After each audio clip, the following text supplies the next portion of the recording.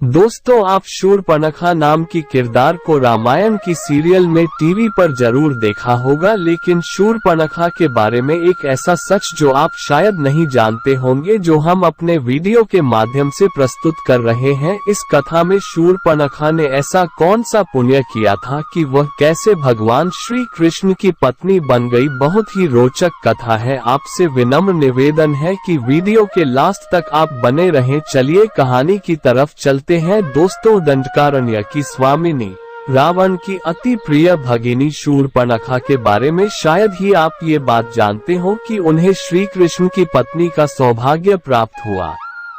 आम जन में शूर्पणखा की छवि एक राक्षसी की है, एक ऐसी स्त्री जिसने नटखटी होने के बाद श्री राम और लक्ष्मण से बदले की ठानी और युद्ध के लिए रावण को प्रेरित किया। अंत में अपने ही कुल के नाश का कारण बनी, लेकिन इस सब के बावजूद वो श्री कृष्ण की पत्नी बनी, उसका उद्धार हुआ। बड़े बड़े ऋषि मुनि कठोर तप के बाद भी ये सुख प्राप्त नहीं कर पाते हैं, लेकिन शूर्पणखा को ये आशीर्वाद मिला। शूर्पणखा को न सिर्फ श्री राम से वार्ता का सौभाग्य मिला, बल्कि श्री राम ने उसकी लक्ष्मण जी से भी बात करवाकर भक्ति स्वरूपा आद्या शक्ति जगत जननी सीता माता के दर्शन भी करवा दिए। दरअसल इस सब का मर्म शूर्पणखा के पूर्व जन्म में छिपा है। पूर्व जन्म में शूर्पणखा इंद्रलोक की नयनतारा नामक अप्सरा थी। उर्वशी, रंभा, मेनका, पुंजिकस्थला आदि प्रमुख अप्सराओं में इनकी गिनती होती थी।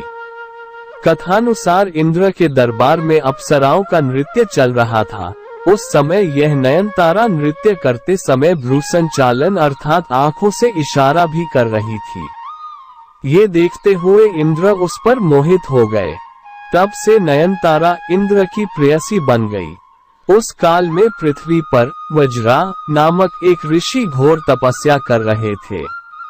इंद्र ने उस समय नयनतारा को ही ऋषि की तपस्या भंग करने हेतु पृथ्वी पर भेजा, लेकिन वज्रा ऋषि की तपस्या भंग होने पर उन्होंने अप्सरा को राक्षसी होने का श्राप दे दिया।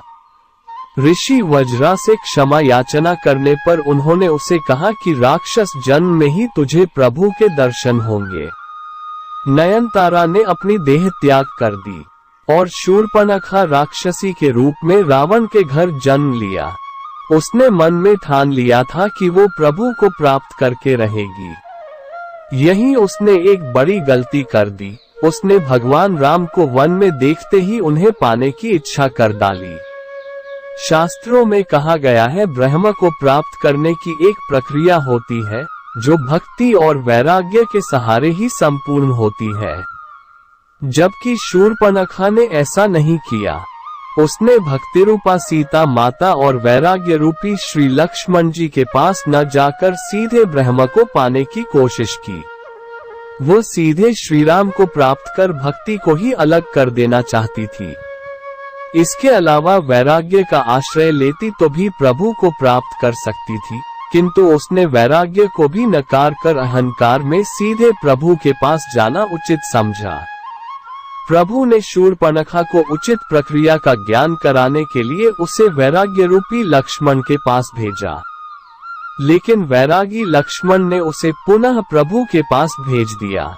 तब प्रभु ने कहा कि मैं तो भक्ति के वश में हूँ। तब शूर्पणखा भक्ति रूपा सीता माता के पास गई, परंतु वहां भी एक भागवत अपराध कर बैठी। सोचा, प्रभु इस भक्ति के वश में है, अतः मैं इस भक्ति को ही खा जाऊं। अतः लक्ष्मण जी ने क्रोध में आकर उसके नाक कान काटकर अंग भंग कर दिया। इसके बाद शूर्पणखा के ज्ञान चक्षु खुल गए और प्रभु के कार्य को पूरा कराने विनाशाय च दुष्कृतम के लिए उनकी सहायिका बनकर प्रभु के हाथ से खर व दूषण, रावण, कुंभकर्ण, मेघनाद आदि निशाचरों को मरवा दिया और प्रभु प्राप्ति की उचित प्रक्रिया अपनाने के लिए पुष्कर जी में चली गई और जल में खड़ी होकर भगवान शिव का ध्यान करने लगी।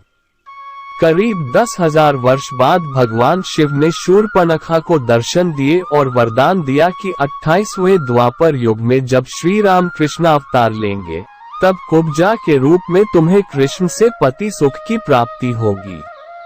तब श्री कृष्ण तुम्हारी कुबड़ ठीक करके वही नयनतारा अप्सरा का मनमोहक रूप प्रदान करेंगे। और ऐसा ही हुआ।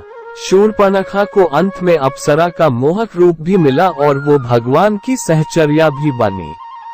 दोस्तों, शूर्पणखा के बारे में ये रोचक कथा आपको कैसी लगी? अगर यह कथा आपको अच्छी लगी तो कमेंट बॉक्स में जय श्री राम लिखना ना भूलें और वीडियो अच्छा लगी हो तो लाइक और शेयर करना ना भूलें। यदि आप हमारे चैनल पर नए मेहमान हैं तो चैनल श्री निर्मल ज्ञान गंगा को सब्सक्राइब करना ना भूलें। वीडियो को पूरा देखने के लिए आपको बहुत बहुत धन्यवाद। जय श्री कृष्णा।